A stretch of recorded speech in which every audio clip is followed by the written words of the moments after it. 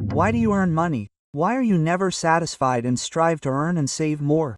You work so hard to leave your children even a penny more before you die, right? They say the two most difficult things to avoid in life are death and taxes. In Korea, the moment these two meet, a powerful pain unseen anywhere else in the world occurs: inheritance tax. Did you know that Korea has the highest inheritance tax in the world? Higher than any other North Korean country? Inheritance tax may seem like someone else's story, but it's now one of the biggest problems facing us. You always thought you were young, but now you're middle-aged and elderly. Korea is aging, with the average age now approaching 50. Now that we're living longer, housing prices are rising. The reason people who own an apartment in Seoul are worried about whether they're subject to inheritance tax is because, in the past, when life expectancy was low, people could pass away early, and only a small number of people were subject to the tax. So, inheritance tax, which was once only a concern for the wealthy, has now become a realistic concern for the middle class. 360,000 Koreans die every year, and this number continues to rise. With a declining population, our children will now inherit the assets of their grandparents, maternal grandparents, and even their parents. Inheritance and gifting are no longer someone else's problem. Incomes continue to rise, housing prices are skyrocketing, and stocks are skyrocketing. If you're not getting it, let me put it in an extreme way. Americans and Koreans are two different things. In the US, inheritance tax is exempt up to 19 billion won. But if you're Korean, 9 billion won is taxed, leaving you with 10 billion won. To put it bluntly, 19 billion won in the US and 37.5 billion won in Korea are the same amount of money. Still, it seems like a concern only for a small minority, right? Of course, this isn't the only concern. As Korea's economic development continued for decades, countless business founders have already passed away. If their companies were suddenly sold due to inability to pay the estate taxes, would my job and salary be truly secure? Sweden, the epitome of a cradle-to-grave welfare state, abolished the inheritance tax in 2005. In the 1980s, the highest inheritance tax rate in Sweden was a staggering 70%. Don't you feel bad about even a 10% value-added tax? Every year, they fight to get even a small cut of the top rate at the end of the year just to get a little more. Hong Kong is a small country with less than 10%, and Sweden's 70% inheritance tax is unimaginable. It's like being broke with your eyes wide open. The decisive event that completely changed Sweden's fortunes came in 1984, when the wife of the founder of the pharmaceutical company AstraZeneca died. To pay the inheritance tax, the children had to sell all their stocks, and the company was eventually acquired by a British company, becoming AstraZeneca, which you are so proud of. After this incident, numerous representative Swedish companies, such as IKEA and Tetrafon, moved their headquarters overseas to avoid taxes, leading to capital exodus. This led to a widespread fear within Sweden that redistributing wealth through inheritance tax would lead to the loss of jobs and businesses. In 2005, the Swede government finally abolished the inheritance tax completely. That was 21 years ago, while Korea had not yet made any progress. After World War II, the global economy began rapid growth. The founding generation that had led the Miracle on the Rhine in the 1950s and 1970s, the post-war golden age in Europe and the United States, and the Miracle on the Han River, began to age in the 2000s, and the inheritance tax became an obstacle to the survival of the national industry. This was a common concern worldwide. Then, economic powers began to choose to abolish or drastically ease inheritance taxes to survive. Except, of course, for Korea. Today, I'll talk about inheritance tax in Korea, a topic no one talked about and, in fact, most people didn't even know about. Rereading this story is starting now. We often assume other countries have inheritance tax too. However, if you look at a world map, Korea's position is quite unique and even presents opportunities. Korea has so many outdated systems. If there's something you took for granted, compare it to other countries. You'll realize how unique Korea is. Beyond simply high tax rates, each country is using inheritance tax as a tool to address their economic crises and social conflicts. While Korea is still struggling to enter the country, the United Kingdom was the first country to introduce a military inheritance tax in 1796. Britain, a landowning nation centered around large landowners, raised its inheritance tax rate to 80% to finance the massive war expenses during 2 world wars. During this process, countless aristocratic mansions were seized or destroyed by the state for failing to pay taxes. Currently, the UK maintains a 40% inheritance tax rate, but the abolition of the estate tax continues to be a key political pledge, particularly among the Boss Party. This is because the argument that it is unfair to impose additional taxes on assets purchased with money already paid in income tax is gaining ground. The US maintains an estate tax system similar to Korea's, but its nature is very different. The U.S. estate tax was traditionally a war tax. It was temporarily introduced to cover the costs of major wars, such as the Civil War in 1862 and the Spanish-American War in 1898. It then became established as a research tax after World War I in 1916. Due to the Puritan tradition of valuing equal opportunity, the U.S. has been strict about passing on wealth. However, in the 2000s, controversy over double taxation intensified, and the deduction limit was drastically raised. As I mentioned earlier, Sweden did the same in 2005. Korea has been stuck in a time of stagnation. Currently, the US doesn't pay a single penny in taxes on wealth up to about $13 million, or about 19 billion won. In effect, it's a tax only for the top 0.1%. While the US maintains a high 40% tax rate, the wealthy don't pay the full amount. They legally utilize trusts and public benefit corporations as a detour. NDIDIA's Jensen Huang used a donor preservation annuity trust to pass on his stocks to his children. By placing the stocks in the trust and passing only the profits to his children, he legally saved trillions of dollars in inheritance tax. Walmart's Audrey Walton also avoided hundreds of millions in taxes this way. Bill Gates and Warren Buffett donate 90% of their wealth, not only out of pure philanthropy, but also because the stocks donated to their foundations are exempt from inheritance tax while maintaining their family's influence. In the US, the estate tax is less a punishment and more of a voluntary donation incentive. Unlike Korea, Germany adopts an inheritance tax system and is very lenient on business succession. After World War II, Germany prioritized the role of small and medium-sized enterprises, SMEs, in rebuilding its devastated economy. Recently, the German government views inheritance tax as a tool for maintaining employment rather than partial distribution. If employees maintain employment for 7 years after inheriting a family business, they can defer inheritance tax on up to 100%. This is a pragmatic choice, based on the belief that it's more beneficial for the country to keep companies afloat and employees employed than to collect taxes and use them for welfare. Germany's inheritance tax exemption for business succession is waived for all 7 years, regardless of whether the total salary is 100 billion won or 10 trillion won. Of course, if the inheritance is for 5 years, an 85% exemption is available. If you simply choose to pay, the maximum exemption is 30%, or 19% for 9 billion won. Of course, this means that no employees must be laid off or their salaries must be increased. However, if you don't fulfill that deadline, the exemption is retroactively applied, calculated as a percentage of the tax. Despite being much more advantageous than Korea, German small and medium-sized businesses have recently been forced to downsize due to the economic downturn. Fearing the inheritance tax bomb, some are even appealing to keep employees, even at a loss. Sweden didn't simply abolish the inheritance tax. It chose a corporate governance structure. This is the country with the greatest implications for Korea. The Wallenberg family, which owns 30% of Sweden's landscape, has maintained the barracks in IKEA for 5 generations, over 160 years. The secret lies in differential voting rights. By holding shares with 1,000 votes per share, rather than 1, they protect large corporations from hostile takeovers even with small stakes. In the 1980s, when the wife of the founder of the pharmaceutical company AstraZeneca died, the family sold off a large portion of their stock to pay inheritance tax, ultimately merging with a British company to form what is now AstraZeneca. This outraged the Swedish public, and inheritance tax was formally abolished in 2005. The burden of inheritance taxes has played a decisive role in the recent acquisition of historic European manufacturing companies by Chinese capital. Germany is the world's leading manufacturing powerhouse. At its core is the industrial robot company KUKA. KUKA, once a world-leading robotics company, was vulnerable to management rights defense during economic downturns when family business succession was in full swing. In 2016, China's Midea Group, a leading home appliance manufacturer, acquired a 95% stake in Gohua for a mere 5 trillion won, approximately $4.5 billion United States dollars, a fraction of its current value. The German government, however, belatedly protested and expressed outrage, claiming this was a key technology leak. However, it was too late, and major shareholders, bound by inheritance tax and succession regulations, lacked the financial resources to prevent the acquisition. Syngenta, a Swiss agricultural biotechnology company that once competed for the world's top positions in agrochemicals and seeds, possessed genetic and crop protection technologies directly linked to global food security, akin to the Samsung Electronics of the agricultural sector. At the time, Syngenta's stock price was undervalued due to pressure from the global industry for restructuring and poor performance. Seizing this opportunity, Chinese capital, with its massive cash reserves, aggressively imposed purchase restrictions. Ultimately, driven by shareholder interests, the National Strategic Charity was handed over to a Chinese state-owned enterprise. This starkly illustrates the consequences of a weakened corporate leadership. By acquiring Syngenta, China instantly secured world-class seed technology. Europe effectively handed over to China the seed sovereignty it had invested decades of its own budget to develop. What would happen to Korea if Samsung Electronics were to be sold to China? Europe and the West have already warned Korea of this,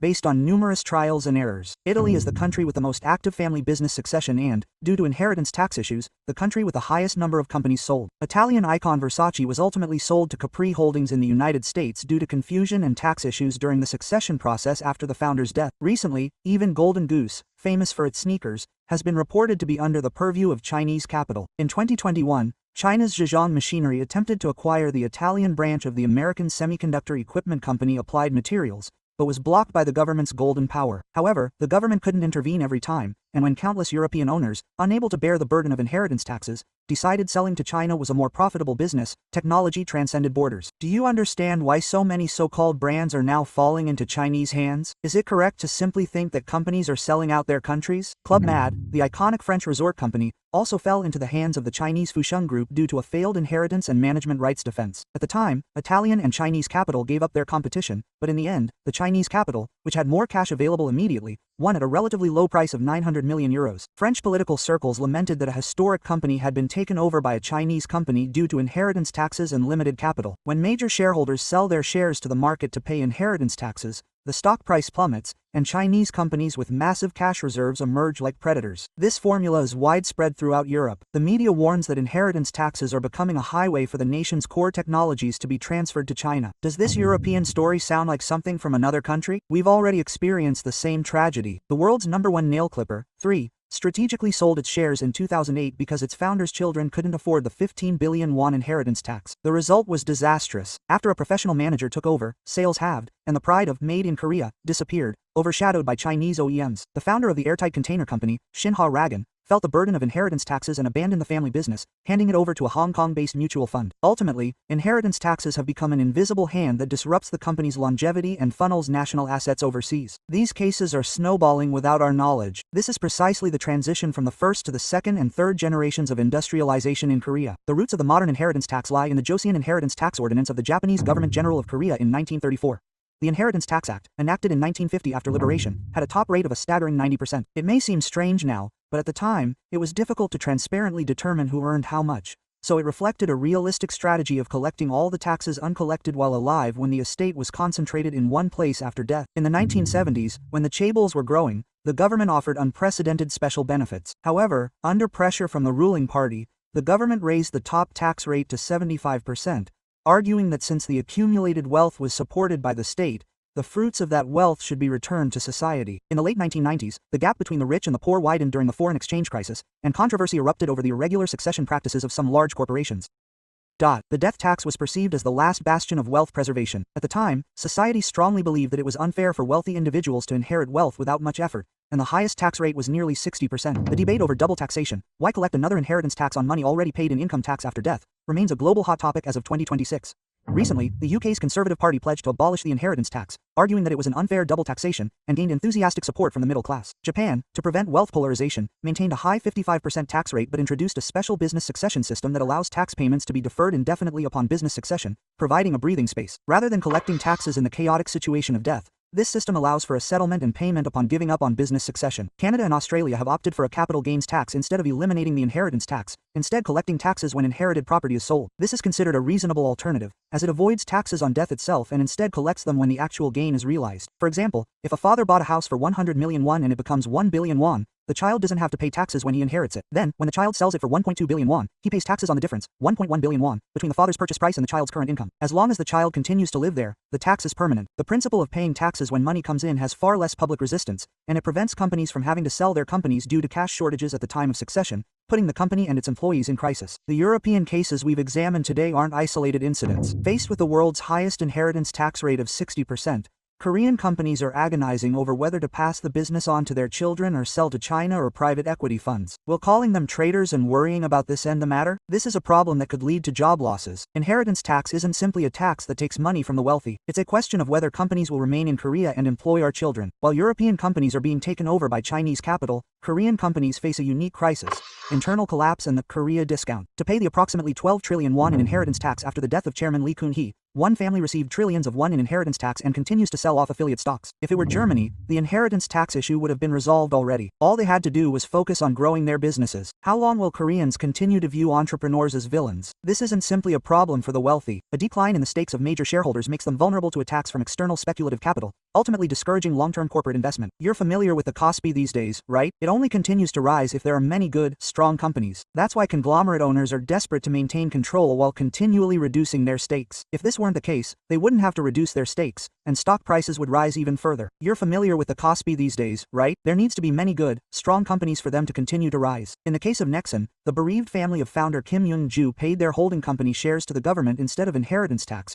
creating a bizarre situation where the South Korean government became the company's second largest shareholder. Because the inheritance tax rate is so high, business owners fear rising stock prices, because rising stock prices only lead to higher inheritance taxes. So they stop paying dividends and neglect shareholders. This is what makes the country so deformed. This is one of the core reasons behind the Korea discount, the undervalued Korean stock market. The reason your national pension and individual stock accounts are underperforming is inextricably linked to the inheritance tax. However, the current discussions surrounding lowering inheritance taxes and converting them to an inheritance tax are cited as factors in the recent stock market rally. In the past, inheritance taxes were the exclusive domain of the top 1%, but now, things are different. Rising housing prices and falling real estate values are turning inheritance taxes into a middle-class tax. A decade ago, a 1 billion won apartment in Seoul was a symbol of wealth, but now it's the price of a common, ordinary apartment complex. As of 2026, even a single-family home in Seoul with just a small deposit and a mortgage would quickly exceed 3 billion won in inheritance. According to the inheritance tax table, a 50% rate applies to inheritance exceeding 3 billion won. However, the lower levels are no less significant. Even if the inheritance tax exceeds 1 billion won, a 30% or 40% rate is applied in steps,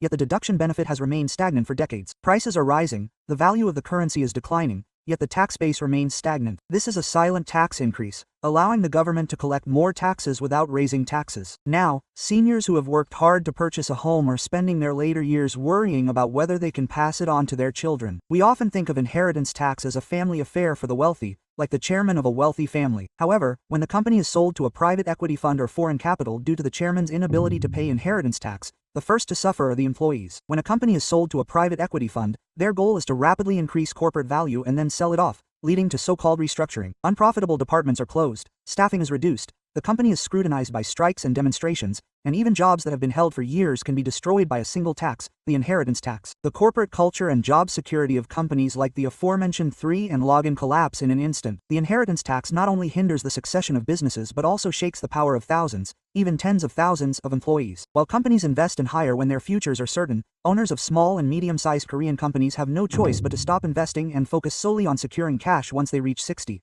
This skepticism, which questions the need to build factories and hire new employees when half of the assets will be passed on to their children anyway, is taking root in the company and its spirit. Meanwhile, small and medium-sized German companies confidently hire young people as full-time employees, thanks to the absence of inheritance tax. In contrast, Korea demands that young people pay their taxes first, leaving them to find their own jobs. Consequently, the paradox is that young Koreans are deprived of the stable jobs at century-old companies that Germans enjoy. This is why Korean companies can't last 100 or 200 years. A good job isn't simply one that pays a high salary. It's one where decades of accumulated technology are passed down. As we've seen today, the inheritance tax is the root cause of Korea's core engineers losing their jobs, being forced into subcontracting bases for overseas companies, or even losing our status as a technological powerhouse. What are your thoughts? Advanced countries around the world use inheritance tax not simply as a means of taxation, but as a national strategy to revitalize companies and prevent wealth concentration. Sweden has adopted exemptions to maintain employment to prevent corporate exodus, while Japan has adopted lifetime retirement benefits. Conversely, Korea still maintains a strong punitive stance, demonizing companies in crisis. We pay countless taxes throughout our lives. When we receive our paychecks, we pay up to 45% in income tax. We pay value-added tax every time we buy something. We pay acquisition tax when we buy a home, and when we own it, we pay property tax and central property tax. When we sell stocks or real estate, we pay capital gains tax. After paying all these taxes and working hard, the government takes nearly half of the assets we've meticulously saved, only to have them handed over to us at the last minute, just in case we die. Isn't this a clear case of double taxation? As our aging society deepens, inheritance tax has become a matter directly linked to the administrative power of the retired generation. The middle class is now facing a threat to their retirement security. Companies are selling their technology overseas to avoid inheritance tax, and China is using every scrap of money it can to buy European technology. This is precisely the problem of inheritance tax. In Korea, too, enormous companies are already being sold to China. The inheritance debate in Korea must expand beyond the framework of tax cuts for the wealthy to a matter of survival. How can our companies survive in the global battlefield and protect the jobs of our children? Which of the countries we looked at today do you think would be the most appropriate inheritance tax system for South Korea in 2026? What about abolishing the inheritance tax? Isn't it time to abolish it? Do you have a better solution? Please leave your thoughts in the comments, and I'll read them all. Please like, subscribe, and turn on notifications. Thank you.